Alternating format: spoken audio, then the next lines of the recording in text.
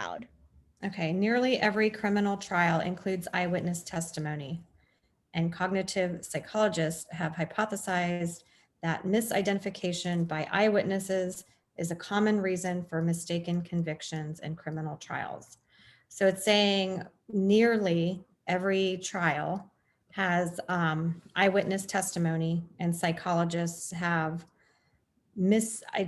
eyewitnesses have misidentified people because for mistaken convictions, because sometimes eyewitnesses are wrong. Okay. And then, okay, each is true. So each supports the except. Okay. So eyewitnesses' reports are the most common reason for conviction. So I don't think that applies because I feel like that strengthens the argument that the misidentification by eyewitnesses is common for mistaken convictions. So that actually supports it. Awesome. Okay. In most crimes, eyewitnesses have seen the perpetrator only briefly, and people are generally poor at remembering the faces of people they have seen only briefly. Again, I think that supports. Excellent. Yeah.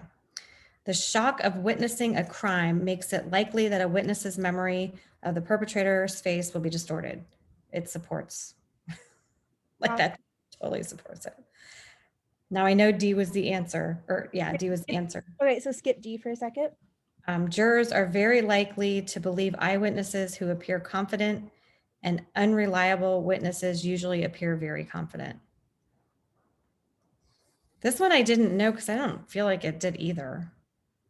So okay, so if unreliable witnesses are very confident, what's going to happen? Oh, yeah. Then they're going to strengthens it a little bit, right? Yeah. Because if they're very likely to believe them and they're unreliable, that just goes into the whole of like us listening to bad eyewitnesses in court. And then D says judges often instruct juries about those circumstances under which testimony of eyewitnesses is fallible. What do you think of this one? I thought it supported it, because if a judge was instructing a jury about the testimony of eyewitnesses, then what is the jury probably going to do? Listen to the judge. Right. Oh. Are they going to be more critical or less critical of the eyewitnesses? Probably more critical. So yeah, this is kind of hinting at this idea that we're going to prevent this from happening in the first place. Like, this is not a common reason because the judges are preventing it from happening. Okay. Yep, I see that. And I don't know what fallible means, so. Is fallible, I think fallible, I don't think it's as strong as flawed, but I think it just means like fallible, like it's changeable, maybe.